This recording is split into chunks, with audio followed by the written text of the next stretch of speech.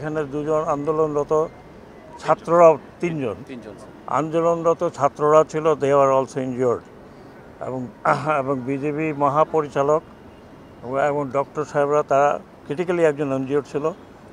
একজনের মনে হলো যে ক্লোজ রেঞ্জে পিস্তল মেরেছে, তারপরে বুলেট এখনও রয়ে গেছে।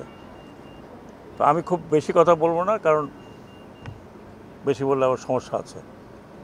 প্রথমত আমার কথাগুলো আপনারা যদি সঠিক প্রচার করতে চান করবেন, খণ্ডিত করে প্রচার করবেন না, কারণ সবাই সব মিনিং বোঝে না। কালকে একটা ঘটনার প্রেক্ষিতে ওটা হইচই হচ্ছে, আমি সেজন্য দুঃখিত যদি আমি কেউ হার্ট করে থাকি। মহামান্য রাষ্ট্রপতির কাছে আমাদের কিছু রেকমেন্ডেশন চলে গিয়েছে, আমি নাম বলবো না এই মুহূর্তে।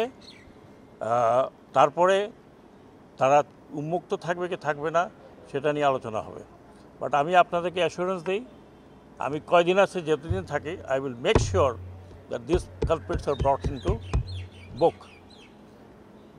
টিভি আগুন লাগিয়েছে, এখন বলে ভিতর থেকে লাগিয়েছে, এখন পর্যন্ত জানা গেল না আমরা কেন ভিতর থেকে লাগিয়েছে। সম্প্রচারের যারা আছেন আমি রিকোয়েস্ট করব, হ্যাভ এন ইনকোয়ারি। এইগুলো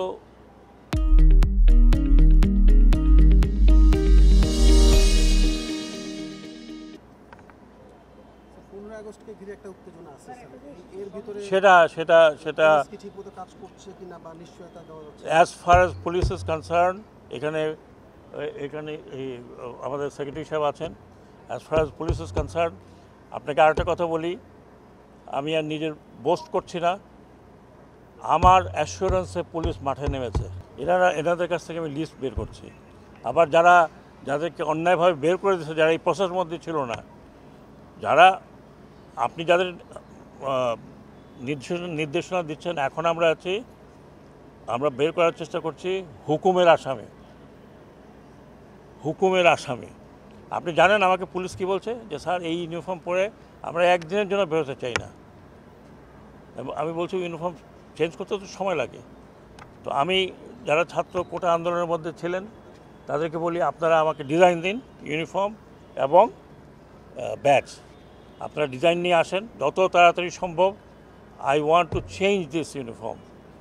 এবং আমি এটাও বলতেছি, আপনি যে প্রশ্নটা করেছেন তাদের সবার লিস্ট আমাদের কাছে আছে, আপনারা 2-1 দিনের মধ্যে অ্যাকশন দেখবেন। কারণ আমি তো এটার মালিক না, আমি সাইন করতে পারি, এটা 2টা ধাপ গিয়ে তারপর এটা হবে। আশা করি আজকে বা কালকের মধ্যে আপনারা খবর জেনে যাবেন।